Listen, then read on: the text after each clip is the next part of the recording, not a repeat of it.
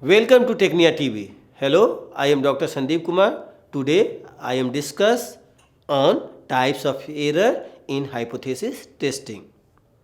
There are four decision alternatives regarding the truth and falsity of the decision we make about a null hypothesis. First one, the decision to retain the null hypothesis could be correct. Second one, the decision to retain the null hypothesis could be incorrect. Third one, the decision to reject the null hypothesis could be correct. The fourth point is the decision to reject the null hypothesis could be incorrect. In the following table, you will find four outcomes for making a decision. The decision can be either correct or wrong. Now, decision which is to retain the null hypothesis. When we decide to retain the null hypothesis, we can correct or incorrect. The correct decision is to retain a true null hypothesis. This decision is called a null result or null finding. This is usually an uninteresting decision because the decision is to retain what we already assumed, that the value stated in the null hypothesis is correct. For this reason, null results alone are rarely published in behavioral research. The incorrect decision to retain a null hypothesis. This decision is an example of a type 2 error or beta error. With each test we make, there is always some probability that the decision could be type 2 error. In this decision, we decide to retain previous notions of truth that are in fact false. While it is an error, we still did nothing. We retain the null hypothesis. We can always go back and conduct more studies. Type 2 error or beta error is the probability of retaining a null hypothesis that is actually false. Now, the second decision which is concerned about the reject the null hypothesis. When we decide to reject the null hypothesis, we can be correct or incorrect. The incorrect decision is to reject a true null hypothesis. This decision is an example of a type 1 error. With each test we make, there is always a type 1 error.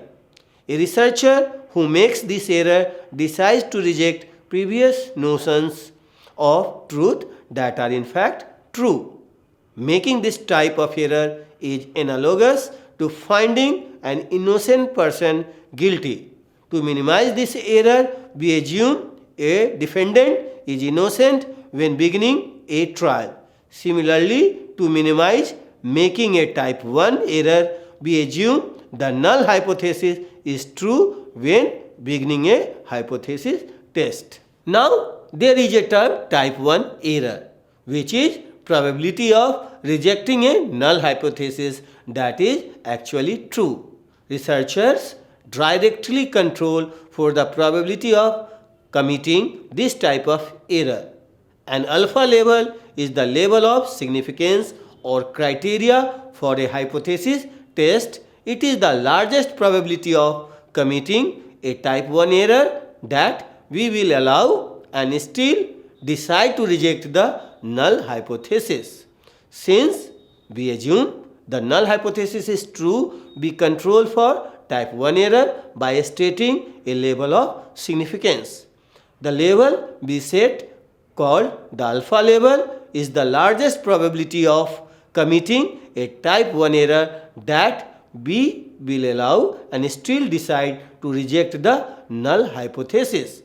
This criteria is usually set at 0.05 and we compare the alpha level to the p-value.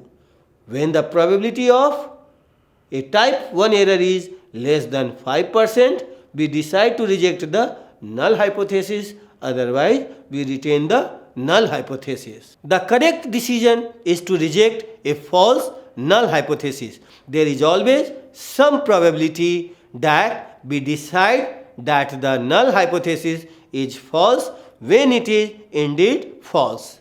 This decision is called the power of the decision making process. It is called power because it is the decision we aim for. Remember that we are only testing the null hypothesis because we think it is wrong. Deciding to reject a false null hypothesis then is the power in as much as we learn the most about populations when we accurately reject false notions of truth.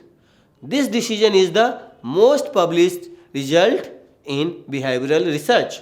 The power in hypothesis testing is the probability of rejecting a false null hypothesis. Specifically, it is the probability that a randomly selected sample will show that the null hypothesis is false when the null hypothesis is indeed false. Watch Technia TV for more lecture on research methodology. Thanks a lot.